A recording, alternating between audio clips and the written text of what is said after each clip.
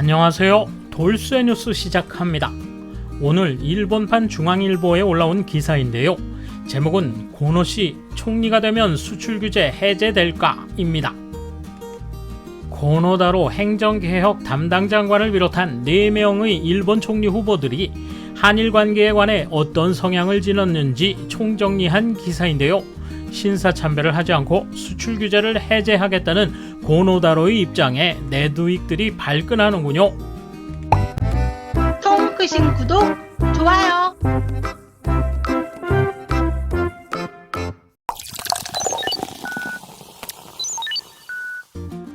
고노 총리 재임 중에는 참배 안 한다. 기시다 시기 상황을 고려한 후 참배를 생각하겠다. 다카이치 참배하겠다. 노다 개인적으로는 참배, 총리 이름으로는 하지 않겠다. 24일 온라인으로 열린 자민당 총재 경선 후보 토론회에서 총리가 되면 야스쿠니 신사를 참배하겠느냐는 질문에 대한 4후보의 답변이다. 한국과 중국이 촉각을 곤두세우는 사안으로 과거사와 주변국 외교에 대한 후보들의 인식 차이를 알 수 있다. 특히 강제징용 위안부 문제를 둘러싼 대립으로 한일 관계가 사상 최악으로 불릴 정도로 악화된 상황에서 일본 총리 후보로 나선 고노다로, 기시다 후미오, 다카이치 사나에, 노다 세이코의 외교안보 정책에 관심이 쏠린다. 이번 선거에서 당선 가능성이 높은 고노 씨와 기시다 씨는 아베 정권에서 모두 외무장관을 지냈다. 기시다 씨는 2015년 한일 위안부 합의 당시 외무장관으로 직접 나섰고, 고노 씨는 2019년 수출규제 보복을 단행했을 때 재임했다.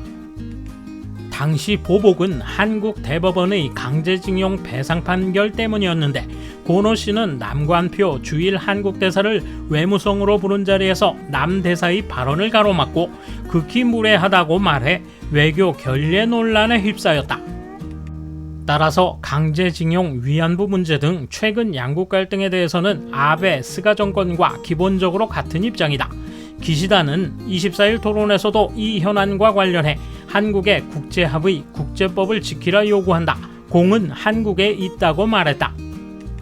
고노 씨도 18일 열린 일본 기자클럽 주최 토론회에서 강제징용 문제에 대해 한국 측은 사법 판단이라고 할진 모르지만 역시 1965년 한일 기본조약에 위배되는 것으로 한국 측이 이를 해결해야 한다고 주장했다.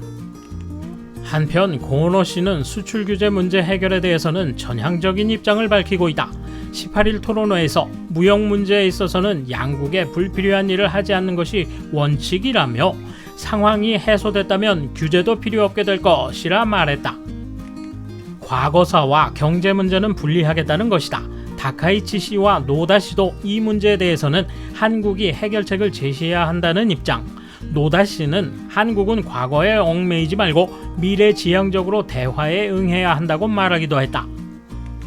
한일 관계 현안에 대한 대응에 큰 차이는 없지만 고노 씨와 기시다 씨의 경우 아시아 외교를 바라보는 근본 인식에 있어서는 아베 전 총리와 차이를 보인다는 분석도 있다.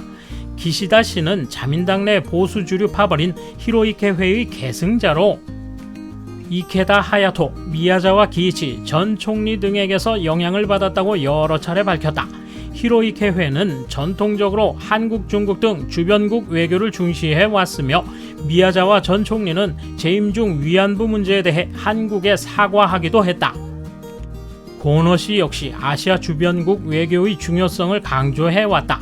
외무장관 재임 당시에도 한일 관계의 미래를 논의하기 위한 전문가 회의를 여러 차례 열었다고 한다.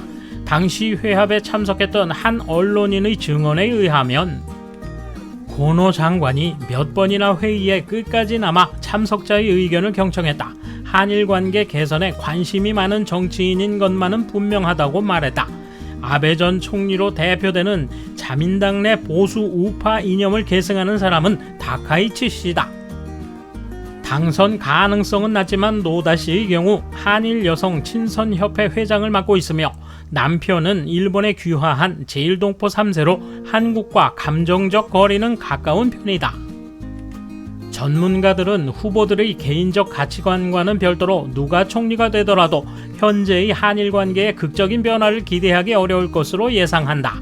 가을 중의원 선거, 내년 여름 참의원 선거를 앞둔 상황에서 여론을 자극할 수 있는 한일 관계는 관리에 치중할 가능성이 높다는 것이다. 또 한국이 대선 국면에 들어가는 것도 본격적인 협상을 어렵게 하는 요인이라 분석한다. 또한 새 총리가 한일 관계에 대한 자신만의 비전을 갖고 있다고 해도 내년 참의원 선거에서 승리해 정권이 안정기에 접어든 뒤에야 의미를 넓힐 수 있을 것이라는 전망이다.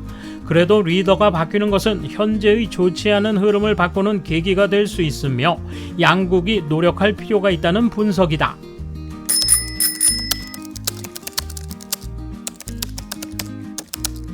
고노 씨가 상황이 해소됐다고 하면 규제도 필요 없게 된다. 그렇다 해도 어떤 상황을 해소됐다고 할지 결정하는 것은 주권 국가인 일본의 권한이다. 따라서 지나치게 기대할 것은 없겠지. 오히려 한국이 고노 씨에게 기대하면 할수록 아베 씨에 가까운 우파표가 달아날 것이다. 한국이 근본적으로 제대로 알지 못하는 것은 엄격히 관리해야 할 것을 한국 측이 허술한 관리 체계로 마구 바꿔버린 사실이다. 일본은 제3 시정할 수 있도록 협의를 타진했지만 한국이 변명을 마구해 계속 미루고 있었던 것이 원인이다. 총리가 바뀌었으니 변한다거나 하는 식의 얘기가 아니다. 화이트 국가로 재인정해주길 바란다면 일본이 정하는 엄격한 관리 체계를 구축하면 될 뿐 딱히 어려운 게 없는데 그러지 않는 한국 쪽에서는 뭔가 꺼림직한 게 있는 것 아니냐는 의심을 사는 행동을 한다.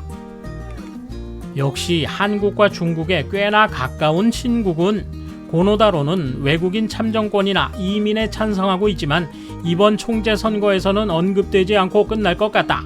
국가관뿐 아니라 외교, 저출산 문제, 사회보장, 안보, 경제, 치안 등 이 모든 것과 관련된 중요한 사안이다.